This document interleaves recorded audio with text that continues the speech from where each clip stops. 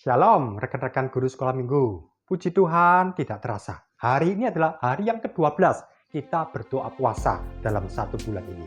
Pada hari yang ke-12 ini kita akan merenungkan firman Tuhan dengan judul minyak urapan yang tercemar. Kita akan membaca di dalam Pengkhotbah 12 ayat 1. Demikian bunyi firman Tuhan.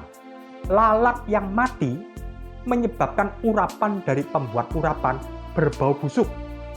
Demikian juga sedikit kebodohan lebih berpengaruh daripada hikmat dan kehormatan. Ini menceritakan bahwa lalat yang mati hanya sebutir lalat kecil. Tapi lalat itu jatuh ke minyak urapan kira-kira 20 kilo. Dan itu akan mencemari semuanya. Ini seperti peribahasa, setitik nila merusak susu sebengala. Jadi dosa itu adalah sumber pencemaran. Demikian juga dalam renungan sebelumnya, bahwa imam-imam itu harus menjaga kekudusan mereka. Demikian juga kita. Kita akan belajar ada 3 akibat dosa terhadap urapan yang ada di atas kita. Kita lihat, dosa itu remeh, tapi berakibat fatal. Contohnya Saul. Saul ini pernah diurapi oleh Tuhan. Dan dosanya itu cuma remeh, yaitu hanya iri kepada Daud. Tapi dosa itu kemudian berkembang menjadi ingin membunuh Daud. Ya, suatu keadaan yang mengerikan. Jadi sampai Saul itu ditinggalkan oleh Roh Tuhan. Jadi kita harus berhati-hati. Dosa remeh tapi berakibat fatal. Yang kedua, dosa mungkin kelihatannya dosa kecil, tapi ini berakibat besar. Contohnya Musa. Musa juga diurapi Tuhan. Tapi ketika Musa marah kepada orang Israel, dan ternyata ini merusak rencana Tuhan. Seharusnya Musa bisa masuk tanah Kanaan, tapi itu batal. Sayang, cuma gara-gara dosa kecil, marah karena dia jengkel kepada orang Israel. Demikian juga, jangan kemudian hidup kita membuka celah kepada iblis dan dosa. Yang ketiga, dosa itu nikmatnya sesaat, tapi berakibat panjang. Contohnya, Daud ini adalah orang yang diurapi Tuhan. Tapi sayang, Daud berzina. Kenikmatnya hanya sesaat. Tapi sebab ada dosa itu, maka berakibat panjang. Daud adalah orang yang indah yang dikasihi Tuhan.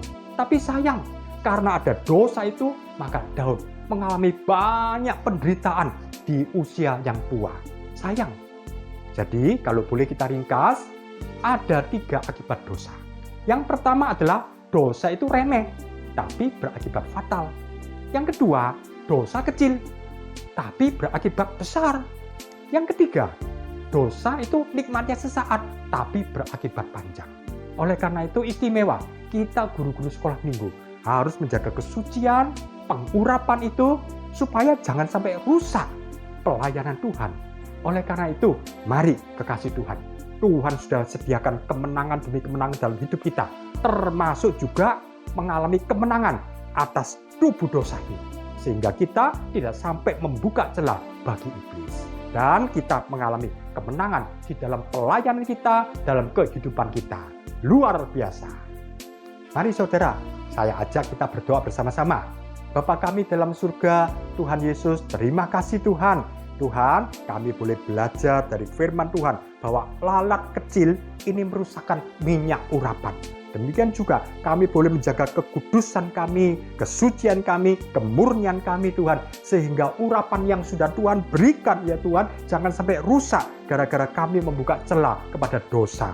Mari ya Tuhan, setiap guru-guru sekolah minggu ini Tuhan boleh melayani dengan kekudusan dan penuh dengan kuasa dari Engkau Tuhan. Terima kasih Tuhan ketika kami berdiri Tuhan melayani anak-anak. Baik itu puji-pujian, baik itu transportasi, baik itu firman Tuhan, baik apapun juga yang kami layani Tuhan.